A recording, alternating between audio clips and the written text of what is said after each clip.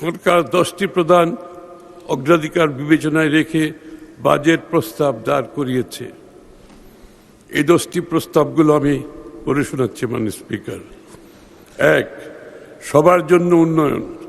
আমাদের লক্ষ্য অর্জনের লক্ষ্য সর্বজনের, সর্বশ্রেণীর, সর্বখাতের, সকল অঞ্চলের সুষম অংশগ্রহণ, অংশীদারিত্ব নিশ্চিত করে বৈষম্যহীন ও অন্তর্ভুক্তিমূলক অর্থনীতি প্রতিষ্ঠা করা।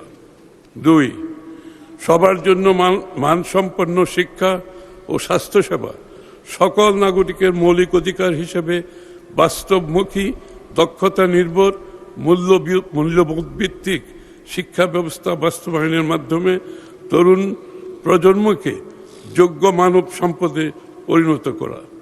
দ্বিতীয়ত, মৌলিক অধিকার হিসেবে সবার জন্য মানসম্মত সর্বজনীন স্বাস্থ্য সুরক্ষা নিশ্চিত করা।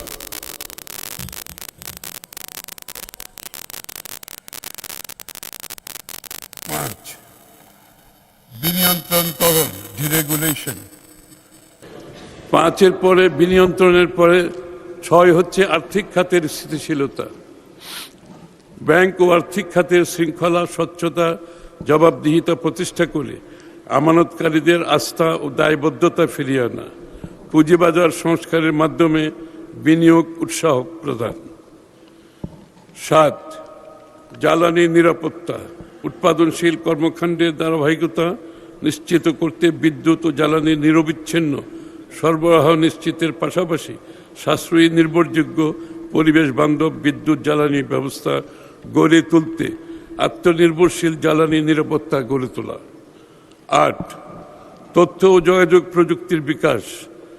একটি ভবিষ্যৎমুখী, গতিশীল, প্রকৃত অর্থে প্রযুক্তিগতভাবে অন্তর্ভুক্তিমূলক বাংলাদেশ গড়ে তোলার মাধ্যমে বাংলাদেশকে বিশ্বের অন্যতম প্রধান আইসিটি রপ্তানিকারক দেশে রূপান্তর করা।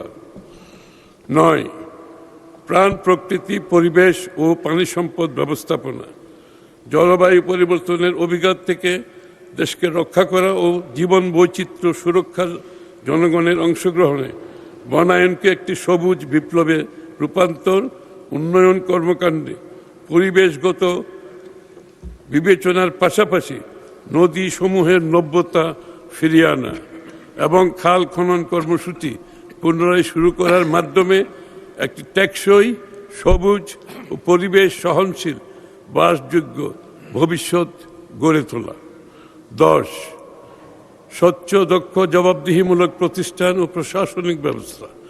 টেকসই রাষ্ট্রীয় সক্ষমতা গড়ে তোলার লক্ষ্যে মেধাভিত্তিক, জবাবদিহিমূলক প্রতিষ্ঠান এবং প্রশাসনিক ব্যবস্থা গড়ে তোলার পাশাপাশি সরকারি বিনিয়োগ বাস্তবায়ন দক্ষ, কার্যকর করে তোলা।